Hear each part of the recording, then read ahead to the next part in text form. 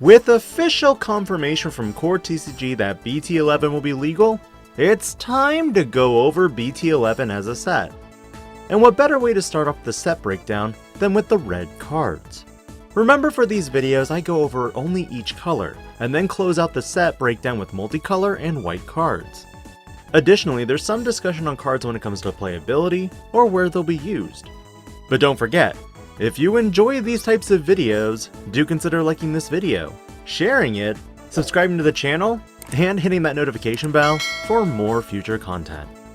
My channel aims to optimize how you receive information, minimizing clicks, and have it readily available.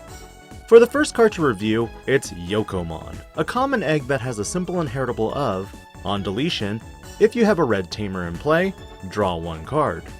On deletion effects work very rarely with red cards, unless you're playing something that just wants to be deleted. From analyzing red decks made available in BT11, this card has uses in BT11 Phoenixmon decks. Alternatively, you could use this in a deck like Gallantmon if you're trying for constant deletion, but I still think EX2 Gigimon is superior for this specific deck. Biyomon is the first Biyomon searcher that can actually do something.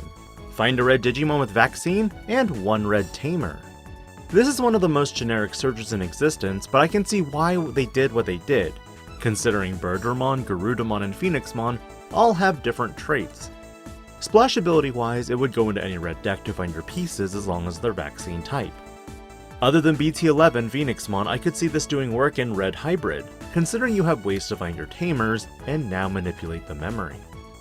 Bearmon adds support for raid, with a once per turn effect that when the attack target of this Digimon switches, gain 3000 DP. Meaning this is supportively explicit for red unless you want to do something really weird with Grandis. Marsmon and Phoenixmon are a niche package that, while not super competitive, have some very fun elements. Grizzlymon has an identical effect to Bearmon, but actually has Raid to go with it. Raid is a new mechanic that allows you to switch the attack target to an opponent's Digimon that's unsuspended with the highest DP. Meaning Grizzlymon with Bearmon could be potentially pumped up to 8000 DP and match battle strength with some of the bigger level 5s in the upcoming format. However, Raid in my opinion truly gets its uses in BT12 because of Agumon. Birdramon jumps back to the Phoenixmon related items that is a small 5000 DP body with blocker. Its inheritable is simply on deletion, you may play a red tamer with a play cost of 4 or less from your hand without paying its memory cost. I don't know of any red tamers that are more than 4, but Taikamiya, Hiro Manakawa are all great targets considering their memory fixers. More on this card though when we get to Phoenixmon. Moving to level 5s. Weird. Garudamon is the same thing as Birdramon except with a bigger body. Man, Bandai's getting really lazy with card effects. Again, I'll come back to these. Grapleomon returns to the raid mechanic, and of course having passive raid, and an inheritable effect that trashes the top card of your opponent's security if the attack target switches. While this effect is powerful, raid is an easily countered effect by just chilling in the rays. Which, considering BT9 was all about chilling in the rays, we had Grandis Kuwagamon, Melga X, Jessmon, the list goes on, and they don't care. At least for now. Raid was probably a mechanic used to counter Crossheart. Speaking of which, Omni Shoutmon makes a new appearance as also a Crossheart Digimon. It can Digivolve from a Shoutmon for memory cost of 4. A nifty little warp Digivolution if you need to. Additionally, when you Digicross this card, it is treated as Shoutmon. Decks that rely on Shoutmon for Digicrossing now have quite a few options with BT11, considering there's another one in the multicolor category to discuss. When Digivolving, delete one of your opponent's Digimon with 4000 DP or less. If this Digimon has Shoutmon in its Digivolution cards, delete 2 Digimon with 4000 DP or less instead. And of course, deletion, save. Its inheritable gives your Digimon with Shoutmon in its name, security attack +1. Honestly, this set brings a lot for Crossheart. After playtesting with Eggman, there's a lot of fun you can add. Now to the level 6s of this set, there's Phoenixmon and Marsmon.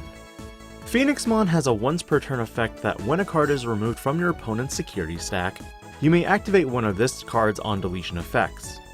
Its main on-deletion effect allows you to play one red Digimon with Bird, Avian, Beast, Force Sovereign, or Animal in one of its traits except Sea Animal. And it must have 3000 DP or less from your hand without paying its memory cost. For each tamer in play, add 2000 DP to the maximum. While you could activate this on-deletion effect, you'll also have inherited on-deletion effects from Yokomon, Biyomon, Birdramon, and Garudamon. Meaning you could activate any one of these effects, gain a memory, draw a card, or play a tamer. Honestly, I'm not a fan of Phoenixmon's on-deletion effect, considering it's also tamer dependent. Which leads to the question, are you fast enough to get to your tamers? Or will they get blown away from Black War Greymon? Luckily, its stats are on par with a typical level 6 Digimon. Marsmon, on the other hand, is slightly higher in Digivolve cost and stats. Another Olympus 12 joins the ranks. This Digimon has Raid and when Digivolving Blitz. Once per turn when the attack target switches, you can unsuspend this Digimon and gain 1 memory for each red tamer you have in play. Again, powerful, but if your opponent doesn't have an attack target to switch to, you don't gain the memory back. This is again why War Greymon is the superior raid boss next set. But alas, it's time to wind down to tamers and option cards.